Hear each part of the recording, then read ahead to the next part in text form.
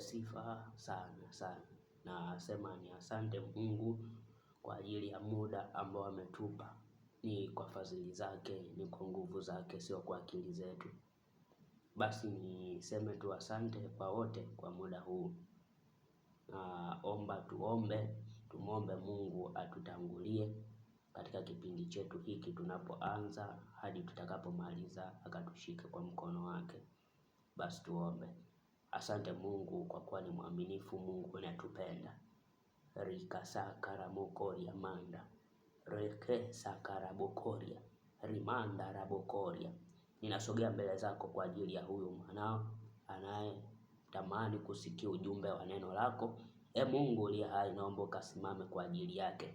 Rese karabokoria manda. Nafungua ufahamu ambao umefungwa na ibilisi shetani katika ulimwengu wa roho. Mungu naomba kasimame na yeye, mshike kwa mkono wako. Ribaseke ramanda rabokoria. Rekese karabokoria. Na kemea kila agenda ya kishetani na inyamazisha kila roho za giza ambazo zinafunga fahamu za watu na zinafungua katika ulimwengu wa roho. Ribosi karamanda rabokoria. Wewe unayenitazama, wewe unayenisikiliza, nguvu za Mungu zikakushike. Aliyekamata maisha yako usipate maarifa. Neno la Mungu linasema kwamba neno la Mungu linatufundisha juu ya kuyapata maarifa. Ribase kerebokoria. Mungu usishindwa na jambo lolote. Naomba kamfungue kila mmoja. Mungu usishindwa na jambo lolote. Fungua fahamu ya kila mmoja. Ribosi karamanda. Neno lako linasema kukucha wewe ni chanzo cha maarifa. Neno hilo pia linasema kwamba watu wangu waangamia kwa kukosa maarifa,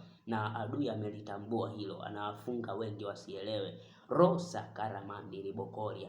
Rabasi kirebokoria. Ribosi karamanda. Mungu uliye hai, tenda kwa kila mmoja, fanya kwa kila mmoja. Tutakapoanza, wewe Roho wa Mungu leo kwa mfundishaji mkubwa ukafundisha mwenyewe kuanzia kipindi tunapokianza mpaka tukapomaliza. Rikosi karamandi ribokoria. Asante kwamba Mungu wewe ni mwema, unatenda na utenda kutenda sasa na mapenzi yako.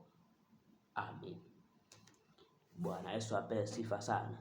Basi kwa namna hiyo tutafungua kitabu chetu. Fungua na mimi kitabu cha Wakorinto wa pili mlango wa 5 mstari wa 17.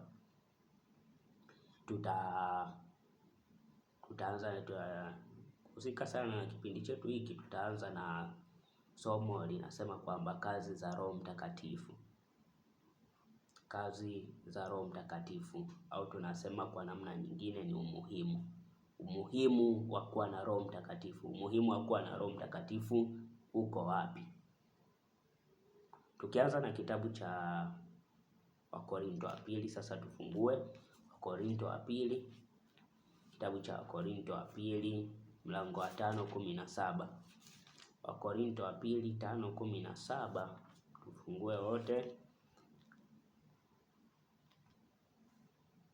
5:17, neno la Mungu linasema, hata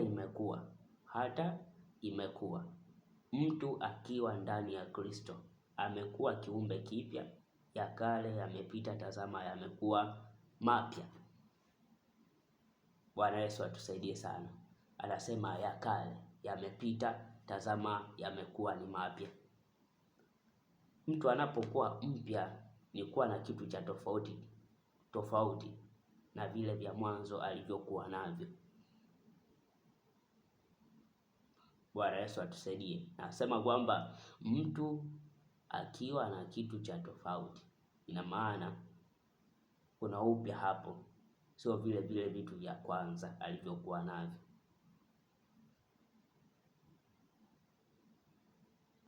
Tuseme mtu ulikuwa maskini, baada ya kupata vitu ukawa na utajiri, na maana kuna upya umeongezeka hapo.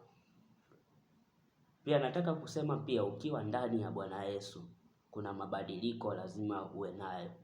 Kama ulikuwa mlevi, basi ulevi wako utafanyaje? Utauacha. Kama ulikuwa uongo utauacha. Kama ulikuwa mzinzi, uzinzi utauacha, na mengine kama hayo.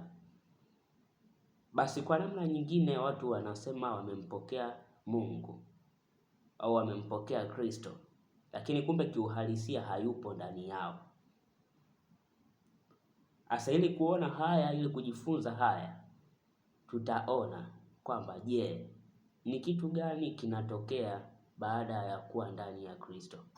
Lakini tunaona sababu kubwa zaidi, ukishakuwa ndani ya Kristo unakuwa mtu mpya, unakuwa kiumbe kipya.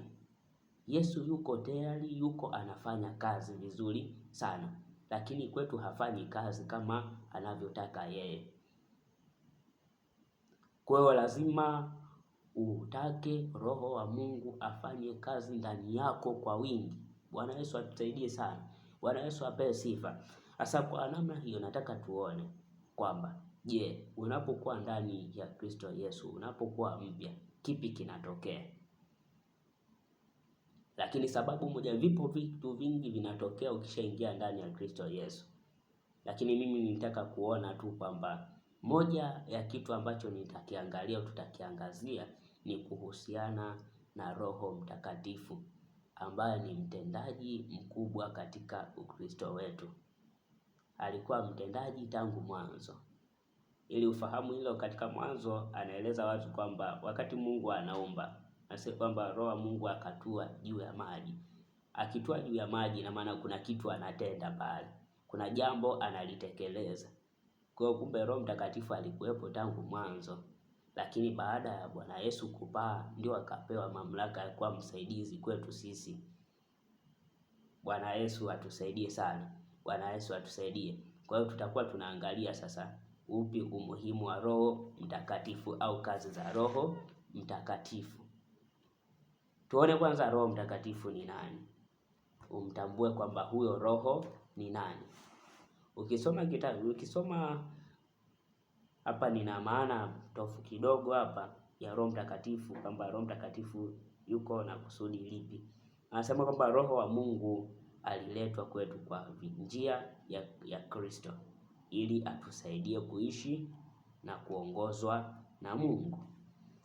Bwana Yesu atusaidie sana. Nataka uwe huru mpaka tukimaliza hili somo letu, utakuwa kuna kitu umekipokea kipya, na utaona uzuri wa Bwana Yesu uko wapi, atadhihirika. Ninachotamani ndugu yangu au Mkristo unayenifuatilia na yoyote yule anayenifuatilia, kwamba itakapofika mwisho na we ile nguvu ya Roho Mtakatifu, mimi nimeona faida yake, amenisaidia mno. Amenisaidia kwenye mambo mengi ambayo kwa kawaida kwa mimi binafsi nisingeweza, lakini kwa msaada wake nimevuka. Na mimi nataka na wewe uvuke. Sasa utakuwa unanifuatilia tu, unanifuatilia mpaka tukifika mwisho wa somo, tutakuwa na maombi. Tutaomba wote kwa ujumla. Tukishamaliza, Roho wa Mungu ataanza kuumbika ndani yako, atatenda jambo jipya. Labda nitoe mfano tu. Mtoto mdogo, yule mdogo kabisa, anaposhikwa na nguvu za giza au mapepo, kumzuia mtoto huyo ni kitu kigumu. Ni kitu kigumu kwa sababu kuna roho iko ndani yake inafanya kazi. Au mtu yote yule mwenye pepo, kumkamata ni ngumu, kumshika wewe mwenye ni ngumu. Kwa hiyo kuna roho inafanya kazi ndani yake. Ni matokeo anapowasumbua au kuwapiga ngumi mateke, ni matokeo ile roho iliyoko ndani yake. Nataka kusema pia, ndani ya Kristo ukishampokea Roho wa Mungu, kuna utofauti utauona kwako. Ndio maana unaona watumishi wanaomba, ishara, miujiza na maajabu yanatendeka. Ni kwa sababu ya ule roho aliyoko ndani yao, ndio anayetenda kazi. Roho akishaingia ndani yako, unajishangaa kwanza, unakuwa na ujasiri ambao hata ufahamu unatoka wapi. Ujasiri wa kuitenda kazi ya Mungu, na ujasiri sehemu yote, kwa sababu kinachofanya kazi sio wewe, ni ile roho iliyoko ndani yako. Kwa hiyo natamani tukifika mwisho utambue sasa kwamba, je, huyo roho nawezaje kumtumia? Je, huyo roho nawezaje kumkaribisha katika maisha yangu afanye kazi? Lakini nataka nikwambie kwamba ukumbuke tu kwamba Roho wa Mungu ni wa kila mmoja. Hachagui, ni maamuzi yako tu. Bwana Yesu atusaidie sana. Bwana Yesu atusaidie sana. Kwa hiyo Roho katuma kama msaidizi kwetu sisi. Tukisoma kitabu chetu cha Yohana, ili tuone kwamba Roho Mtakatifu alitumwa kwa ajili gani. Lakini Roho Mtakatifu ameagizwa kwa ajili. Kitabu cha Yohana, tufungue kitabu cha Yohana 16:7 mstari wa 7. Yohana 16:7. Yohana 16 mlango wa 7. Yohana 16 mstari wa 7. Mstari wa 7 tutasoma kwa msaada wa Bwana. Anasema kwamba neno la Mungu linasema kwamba lakini mimi nawaambia iliyo kweli, yafaa ninyi mimi niondoke, kwa maana mimi nisipoondoka huyo msaidizi hata kuja kwenu, bali mimi nikienda zangu nitampeleka kwenu. Mwana kwamba hapa ni msaidizi, amekuwa kama msaidizi baada ya Bwana Yesu kufanyaje? Baada ya Bwana Yesu kuondoka, ndio tukaachiwa Roho Mtakatifu atusaidie sisi, atuelekeze kwa kila jambo. Kwa hiyo utaelewa mpaka tutakapomaliza. Vipengele vyetu viko 10. Kazi za Roho Mtakatifu 10 tutaziona.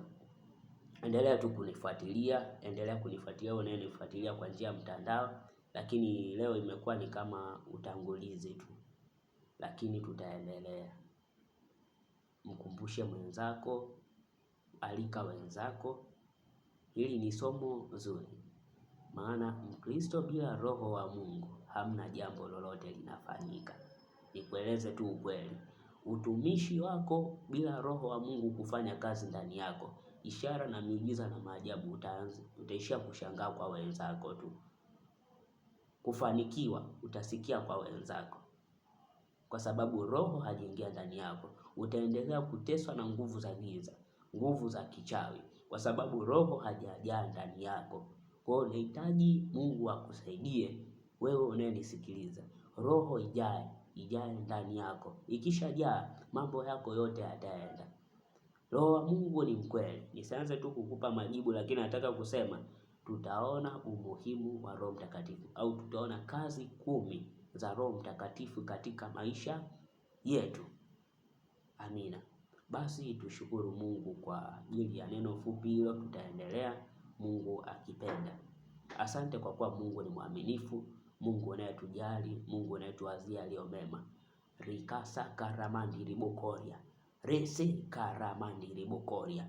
Nasogea mbele zako kwa ajili ya msikilizaji huyu, namleta mikononi mwako. Hizo roho zinazozuia asiweze kuyapata maarifa haya ya neno la Mungu, nazifunga katika ulimwengu wa roho. Ribosi karamanda. Natuma nguvu za Mungu mpaka hapo ulipo. Ninaagiza nguvu za Mungu mpaka hapo alipo. Mungu akakusaidie. Mungu akakushika kwa mkono wake. Rikasa karamokoria manda. Ribosi kirimanda rabokoria. Rabase karamandi ribokoria. Simama na nguvu zako Bwana. Simama na nguvu zako. Mtetee, mhurumie. Bwana Yesu, tutakapoanza hadi tutakapomaliza. Mungu uliye hai, naomba ukatende sasa na mpenzi yako. Mwelekeze mwenyewe huyu anayesikiliza. Roho wa Mungu mfundishe wewe unavyotaka. Rokosa ribosi amanda, risa karamanda, ribosi karamanda, rabosi karamanda. Asante kwa kuwa Mungu ni mwema. Asante Mungu kwa kuwa ni mwaminifu. Unatenda na utenda kutenda. Tenda sasa na mapenzi yako, katika jina la Yesu nikiomba na amini. Wote tuseme amen na amini kwamba hayo yamekuwa. Bwana Yesu atakuwa pamoja nasi. Usisite kuendelea kuniombea kama mtumishi wa Mungu. Kila ambacho ameachilia ndani yangu, basi kila mmoja aweze kukipata na aweze kuelewa vizuri, na Mungu awabariki sana. Niwatakie wakati mwema. Amen.